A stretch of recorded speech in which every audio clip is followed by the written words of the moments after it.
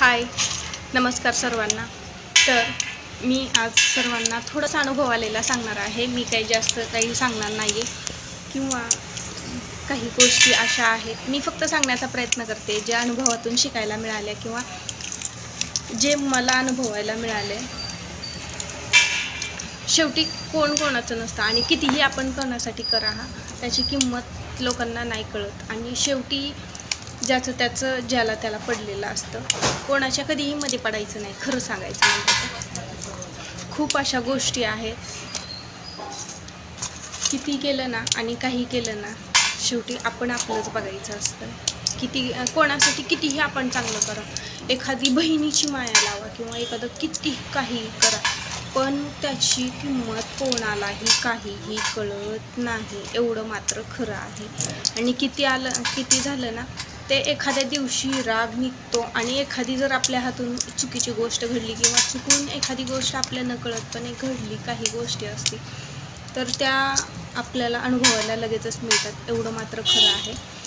आणि खरं सांगायचं म्हणलं तर प्रत्येकाने आपलंच बघावं। शेवटी कोण कोणासाठी येत नाही आहे, आपल्याला शेवटी आपल्याला गरज पडल्यानंतर आपली माणसं ओळखू येतात।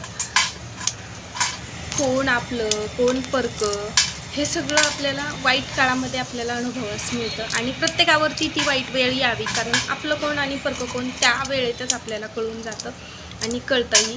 त्याच्यामुळं मला तरी असं वाटतं की वाईट वेळ प्रत्येकावरती यावी।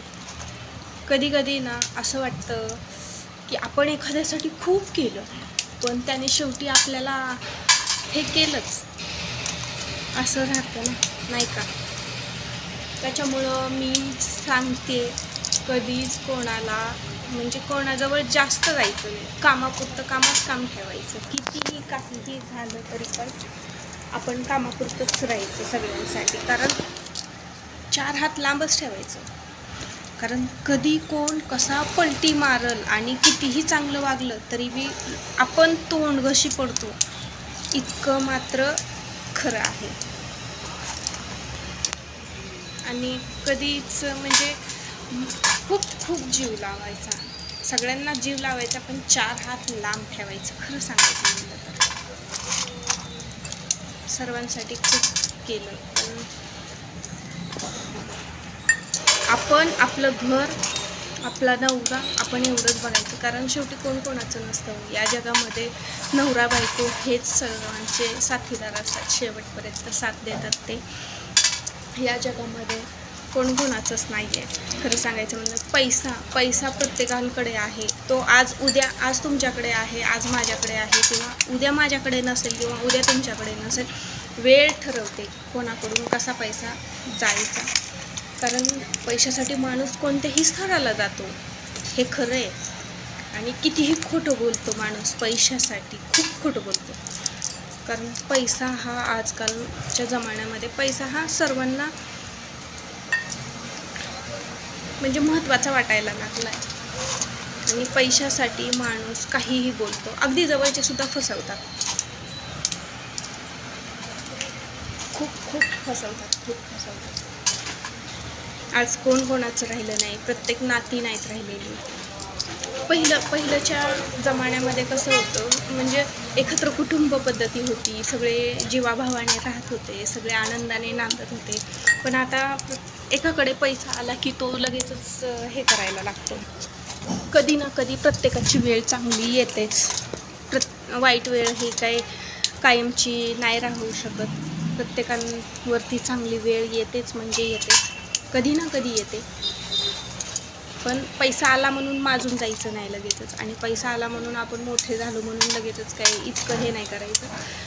शेवटी गर्वाचं घर खालीच असतं, शेवटी कितीही केलं तरी बी माणुसकी महत्त्वाची असते आणि माणुसकी कधी ना कधी उपयोगाला येते आणि कायम टिकून राहते माणुसकी। पैसा हा टिकून नाही राहत कायमचा, त्याच्यामुळं माणसं जपायला शिका। पैसा आजकालच्या जमान्यामध्ये झाला आहे खूप महत्त्वाचा, पण माणुसकी राहिलेली नाही आहे कोणाला, आणि लवकर ओळखायला शिकायचं आणि सर्वांना हे करायचं, सर्वांना जीव लावायचा, पण 4 हात लांब ठेवून जीव लावायचा, कारण 4 हात लांब राहिलेलंच कधीही चांगलं असतं. आणि जास्त जवळ नाही चिटकायला जायचं आता इथून पुढे कोणाला तरी. आणि मला तरी असं वाटतं, तुम्हाला कसं वाटतं मला माहिती नाही, पण मी माझे विचार मांडले. कारण आजकाल खूप पैसा महत्त्वाचा झालेला आहे, अखंड पैसा करतात सगळे लोक.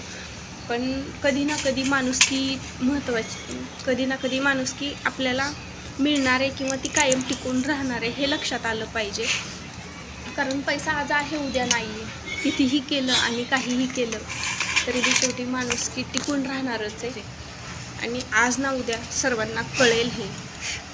खिडकी झाली शेंग. कारण वेळ ही कायमची नाही राहत, निघून जाते. प्रत्येक दिवस आलेला जसा निघून जातो तशी वाईट वेळही एक दिवस निघून जाईल. आणि खरंच तुम्हाला माझा हा व्हिडिओ आवडला असेल तर लाईक करा, शेअर करा आणि सबस्क्राईब करायला विसरू नका.